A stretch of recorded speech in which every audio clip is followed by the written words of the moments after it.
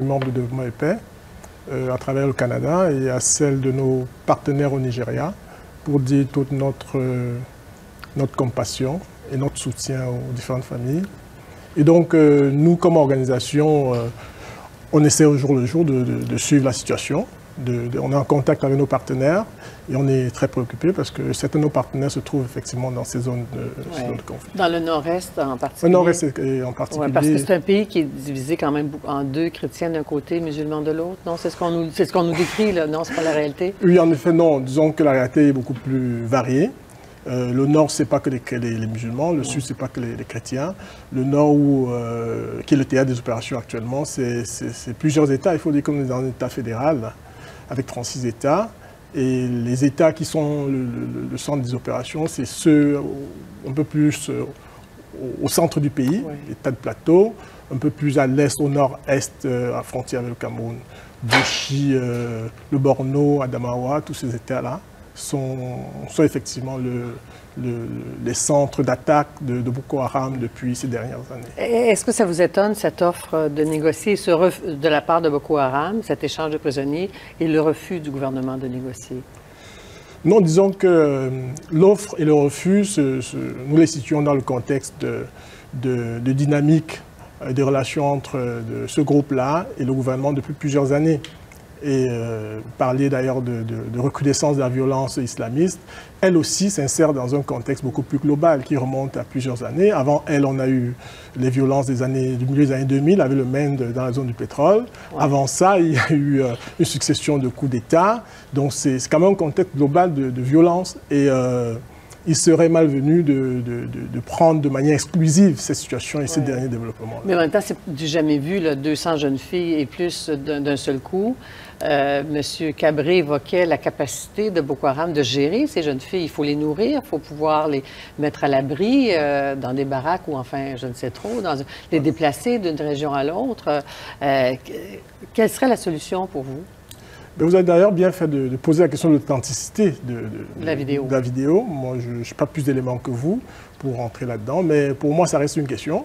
Mais il faut dire qu'en ce moment, pendant que nous parlons, se tient au Nigeria une conférence nationale de toutes les forces vives de ce pays-là pour adresser tous les enjeux en rapport avec l'État, en rapport avec la distribution des ressources, les droits.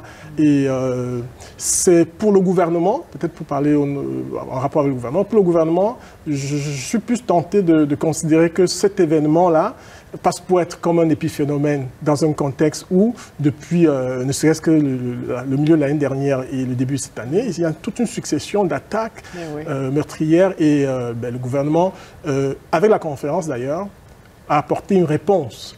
C'est une première réponse du gouvernement à faire face et traiter de ces questions-là qui, prises isolément, ne trouvent pas de solution depuis plusieurs années. Ils ont tenté le couvre-feu, l'état d'urgence dans les 3 États au nord-est, ça n'a pas marché.